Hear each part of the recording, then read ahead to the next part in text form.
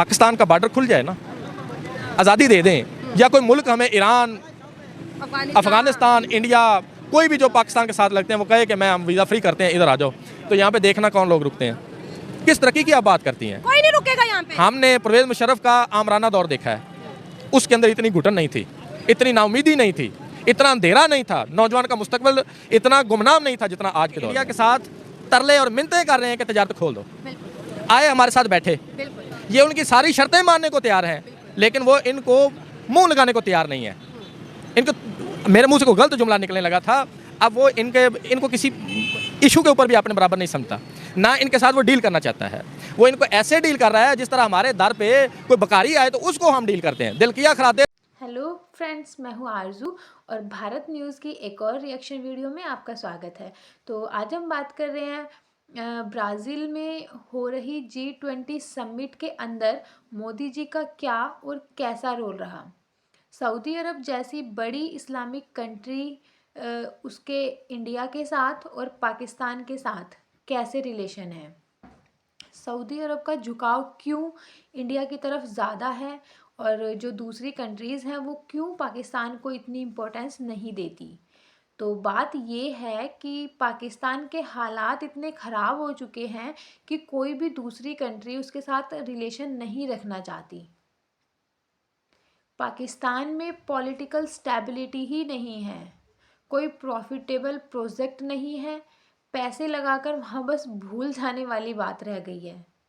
वैसे सऊदी अरब पाकिस्तान में अगर इन्वेस्ट करेगा, वैसे वो करेगा पाकिस्तान में इन्वेस्ट, और डेफिनेटली उसको प्रॉफिट की बजाय लॉस ही होगा। दूसरी तरफ इंडिया में सऊदी अरब ने इन्वेस्ट कर रखा है $50 बिलियन का, और वहाँ पर ये ऑयल रिफाइनरी बना रहा है। तो चलिए इस बारे में जानते हैं वहाँ की आम आवाम से। मेरी इंतहाई निगारिश यही है कि तेरे नाम से इब्तदा कर रहा हूँ। क्या बात है। बाय द वे, जब भी मैं रोड पे से गुजरूँ, मेरी नज़र आपके रोड शो पे पड़ जाए तो मेरी कोशिश होती है या आप ला लें या मैं खुद आ जाऊँ। क्या बात है, थैंक यू। अब आ जाए आपके सवाल की तरफ। आपका सवाल ये था कि सऊदी अरब का दोहरा स्टैंडर्ड क्यों है, दोहरा म्यार क्यों है। पाकिस्तान के अंदर $5 बिलियन, इंडिया के अंदर $50 बिलियन।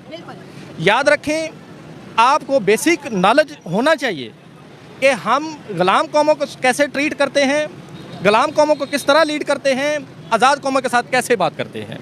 जब किसी गुलाम से बात करेंगे उसकी बॉडी लैंग्वेज देखिएगा, उसकी ड्रेसिंग देखिएगा, उसका उठना बैठना देखिएगा, उनकी क्वालिफिकेशन देखिएगा।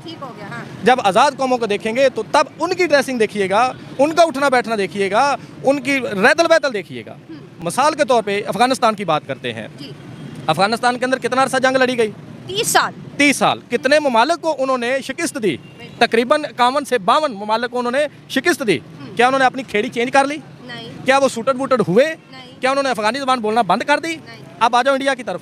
1947 के अंदर 2 मुल्क आज़ाद हुए थे, उनमें से एक कौम बन गई, दूसरी गुलाम दर गुलाम दर गुलाम दर गुलाम बन गई। इतना निचला दर्जा गुलाम। तारीख पैदाइश 88 की है। तब से लेके आज तक 3 रूलिंग पार्टियां रही हैं। सही हो गया। पीपल पार्टी, नवाज शरीफ जमा आमरीत, नवाज शरीफ नून लीग जमा पीपल पार्टी प्लस आमरीत, इन दोनों ने रूल किया है। मार्शल आया, डेमोक्रेसी आई। मैं डेमोक्रेसी नहीं डेमोक्रेसी बोल रहा हूँ।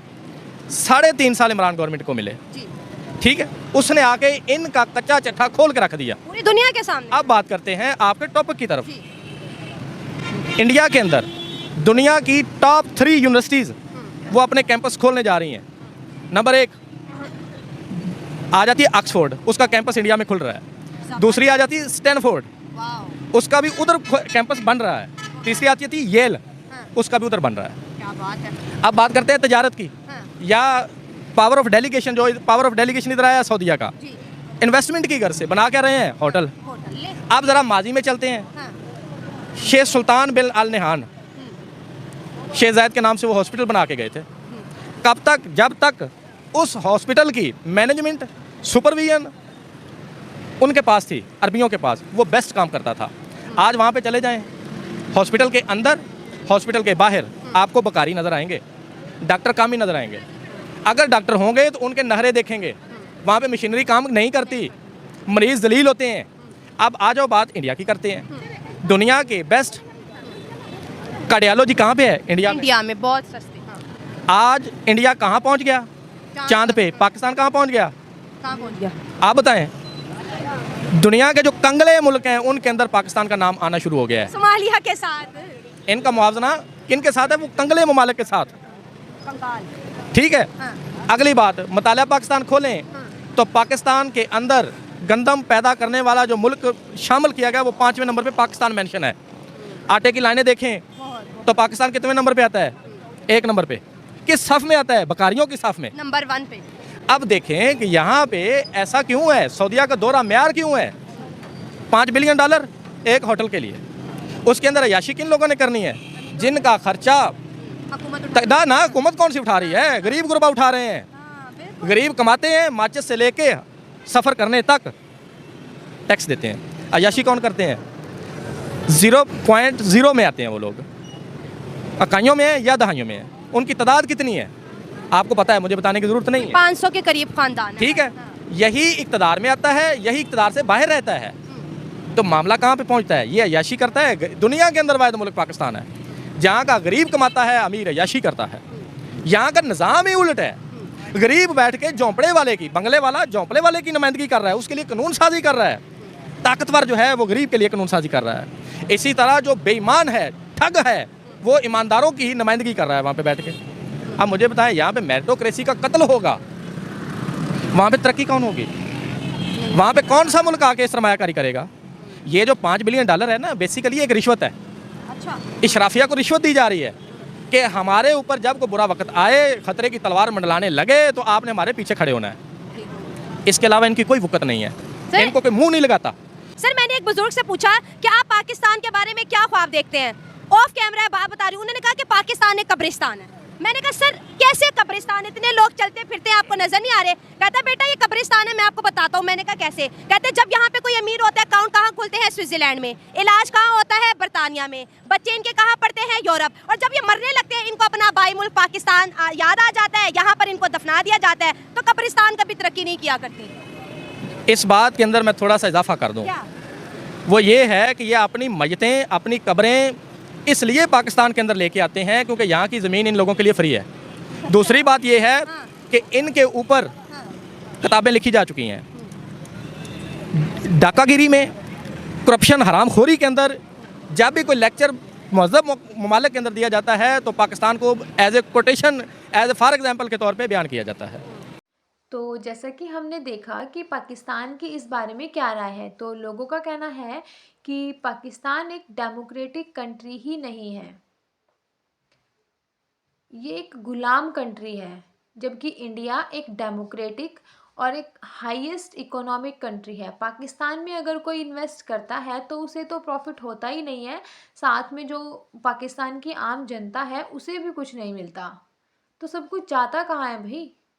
जब पाकिस्तान गेहूं की पैदावार में 5th नंबर पर है, फिर भी लोग आटे की लाइन में लगे हुए हैं। पाकिस्तान दूसरे देश में सिर्फ भिखारी बनकर रह सकता है। पाकिस्तान में लोगों को कोई सुविधा ही नहीं दी गई है, ना एजुकेशन है, ना हॉस्पिटल है, ना डेमोक्रेसी है, ना पॉलिटिकल स्टेबिलिटी है, ना रोजगार है। तो ऐसे में लोग कैसे अपना गुजर बसर करेंगे? ऐसी डिसऑनेस्ट कंट्री में कोई दूसरी कंट्री कैसे इन्वेस्ट कर सकती है? एक इस्लामिक कंट्री होने के बावजूद सऊदी अरब खुद पाकिस्तान से अब किनारा करता नज़र आ रहा है, क्योंकि पाकिस्तान वहाँ सिर्फ भिखारियों को ही भेज रहा है। सऊदी अरब में जो 4500 भिखारी पकड़े गए हैं, उनमें से 400 पाकिस्तानी हैं। तो ऐसे में कोई भी कंट्री पाकिस्तान के साथ कैसे रिलेशन रख सकती है? तो आज के लिए इतना ही। जय हिंद, जय भारत। अगर आप लोगों को वीडियो पसंद आती है तो प्लीज़ लाइक, शेयर और कमेंट करिए और चैनल को भी सब्सक्राइब करिए। Thank you.